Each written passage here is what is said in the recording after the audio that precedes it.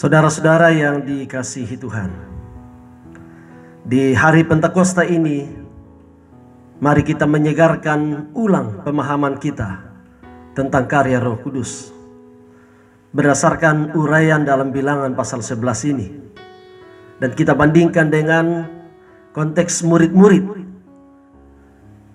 sebagaimana dijelaskan dalam Yohanes pasal 14 dan juga tentang peristiwa Pentakosta dalam Kisah Para Rasul pasal 2. Kiranya dengan peringatan Pentakosta ini kita makin dikuatkan dalam iman, juga dalam semangat dan sukacita pelayanan kita.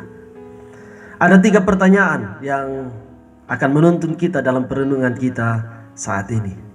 Pertanyaan yang pertama adalah, mengapa Roh Kudus dikaruniakan? Apa urgensinya? Kalau kita melihat konteks yang dihadapi oleh Musa, kalau kita mengingat ulang apa dan seperti apa konteks murid-murid Tuhan Yesus, dan dibandingkan dengan konteks gereja masa kini, sebenarnya kita sedang dalam pergumulan yang sama. Musa bergumul berat. Kebutuhan dan tuntutan pelayanan tak dapat lagi dipikulnya. Umat yang begitu banyak itu mulai tidak puas dengan apa yang mereka terima. Sekalipun setiap hari mereka menyaksikan mujizat dengan manna yang dikaruniakan Tuhan, tetapi mereka menuntut lebih. Mereka mengingat kembali apa yang terjadi di Mesir, tentang makanan-makanan yang mereka nikmati. Sekarang mereka meminta kepada Musa. Mereka tidak menerima. Apakah setiap hari harus dengan manna saja? Mereka protes. Dan itu sesuatu yang sangat berat bagi Musa. Musa bergumul, dan kemudian Musa juga membawa pergumulan itu dan dia protes kepada Tuhan. Musa mengatakan, bagaimana mungkin di padang gurun ini dapat memenuhi apa yang umat ini minta. Murid-murid Tuhan Yesus juga ketika mereka bergumul, berulang kali Tuhan Yesus mengatakan, aku akan pergi meninggalkan kamu. Dan mereka bertanya, Tuhan, Engkau akan pergi kemana? Bagaimana kami tahu jalan ke situ? Tuhan, Engkau akan pergi, lalu bagaimana dengan kami? Dan dalam Yohanes pasal 14 Tuhan Yesus mengatakan, jangan gelisah hatimu, percayalah kepadaku dan percaya kepada Bapakku.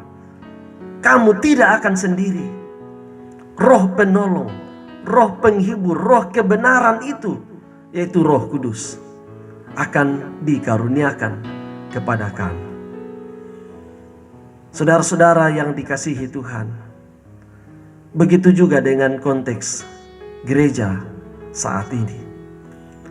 Dimanapun gereja selalu berhadapan dengan pergumulan. Ada gereja bergumul karena masalah-masalah intern, ancaman perpecahan, tuntutan-tuntutan pelayanan, berbagai beban yang dipikul jemaat, juga tantangan dari luar.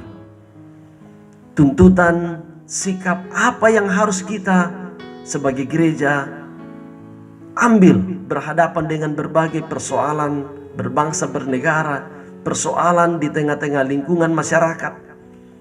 Diperhadapkan kepada gereja. Gereja dituntut mengambil sikap, mengambil keputusan, pilihan-pilihan.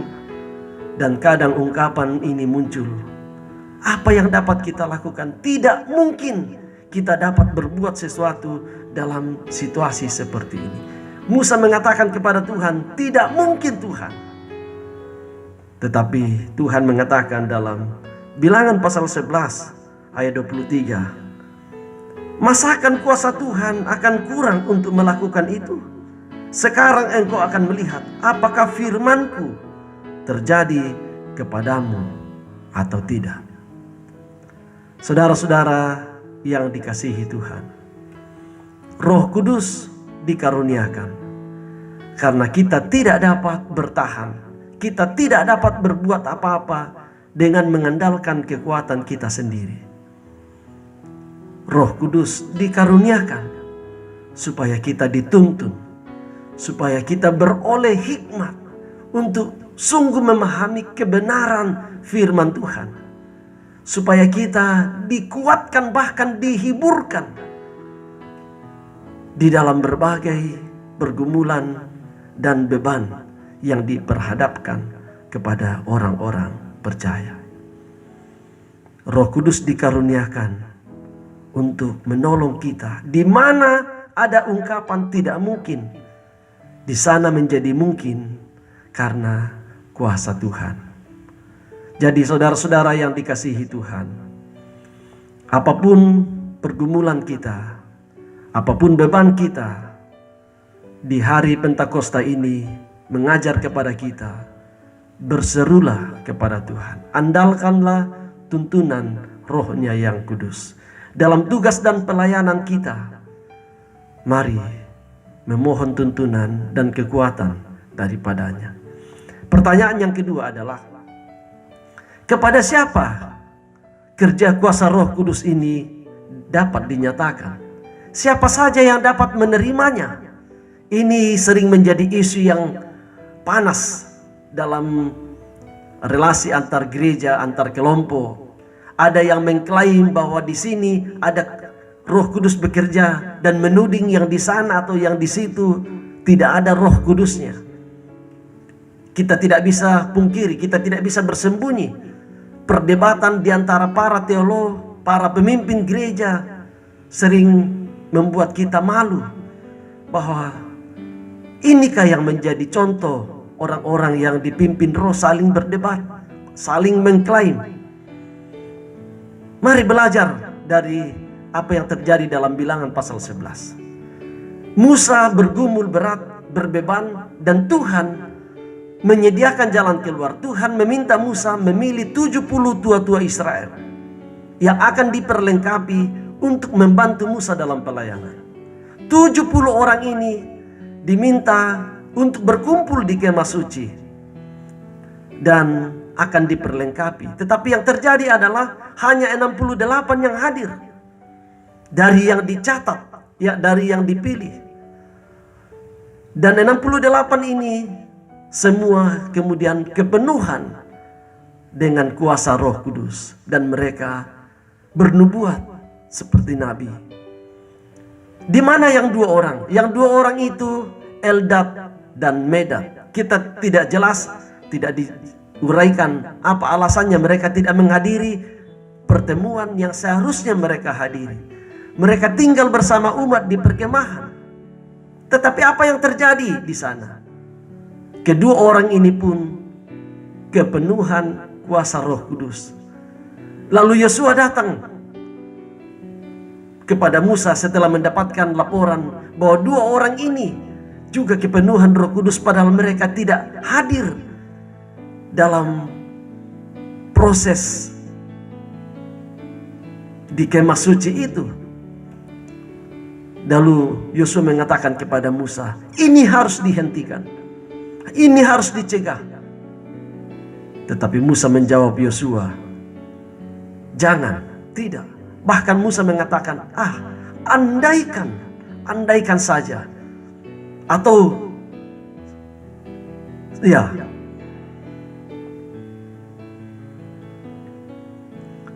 tetapi Musa menjawab dalam ayat yang diulangi di situ.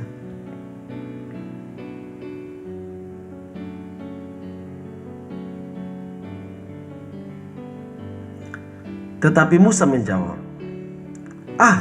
kalau seluruh umat Tuhan menjadi nabi, oleh karena Tuhan memberi Roh-Nya hingga kepada mereka.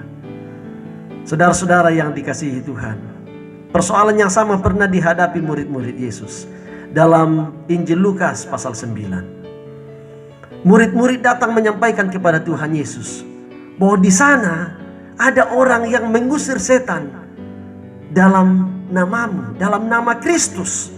Padahal mereka bukan bagian dari kelompok kita. Kami mencegah mereka. Tetapi Tuhan Yesus mengatakan, jangan. Jangan cegah mereka. Jangan.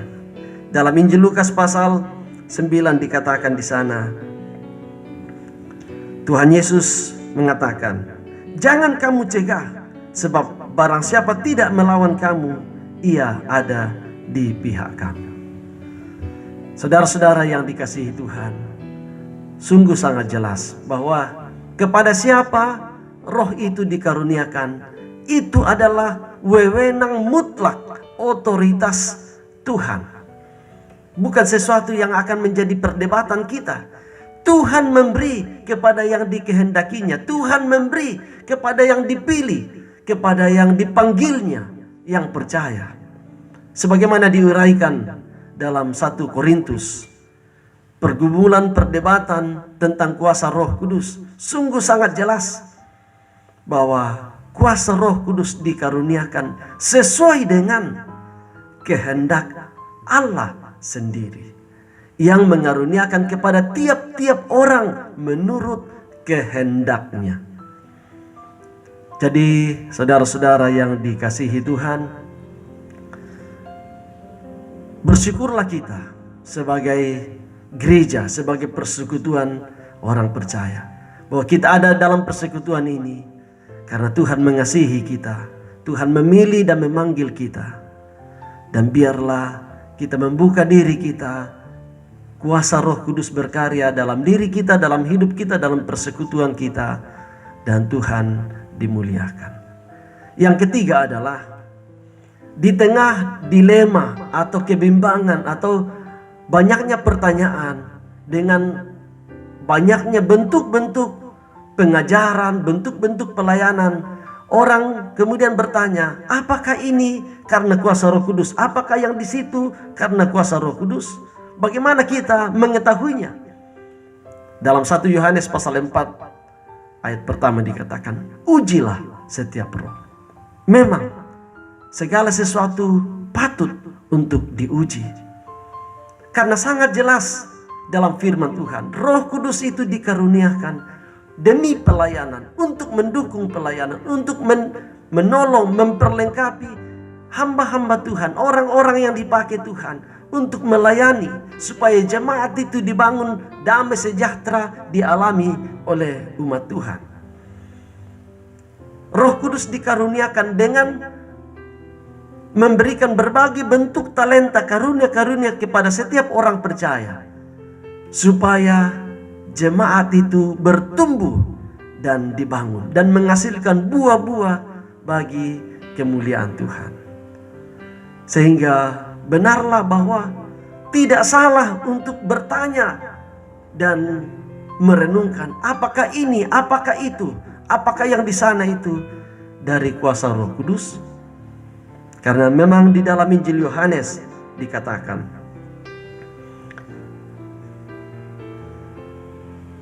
saudara-saudaraku yang kekasih, janganlah percaya kepada setiap roh, tetapi ujilah roh-roh itu, apakah mereka berasal dari Allah.